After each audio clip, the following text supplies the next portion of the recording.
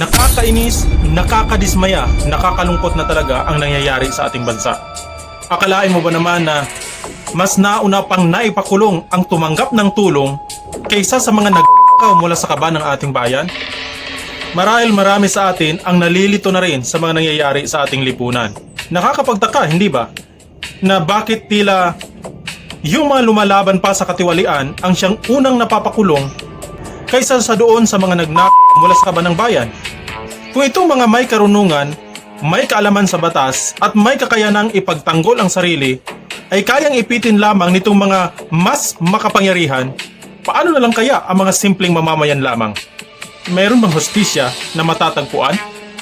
Dito natin napapatunayan na tuluyan na ngang nawalan ng pagkatakot sa Diyos ang ilan sa mga namamahala sa ating bansa. Ang hangad ay puro pansarili at hindi para sa kapakanan ng marami. Ayon sa Proverbs 31 verse 9, "Open thy mouth, judge righteously, and plead the cause of the poor and needy." Buksan mo ang iyong bibig at humatol ka na matuwid. Bigyan mo ng katarungan ang mga dukha at nangangailangan. Halos lahat tayo ay nasasaksihan natin ang kawalan ng hustisya, kawalang katarungan na nangyayari sa ating lipunan. Kung ganitong sistema ang patuloy na iiral, paano na lang kaya ang ating kinabukasan at ang kinabukasan ng mga susunod na henerasyon sa atin? Hindi maikakaila na marami sa atin ang nauubusan na ng pasensya at tila nawawala na ng pag-asa.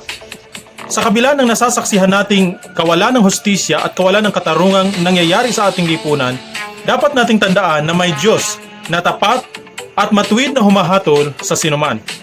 Ayon sa Psalms 67 verse 4, "O let the nations be glad and sing for joy, for thou shalt judge the people righteously, and govern the nations upon earth." Selah. Tandaan po natin na kung hindi man patas ang mga namamahala sa atin, may Diyos na laging nakakasaksi, nakakakita ng lahat ng mga nangyayari.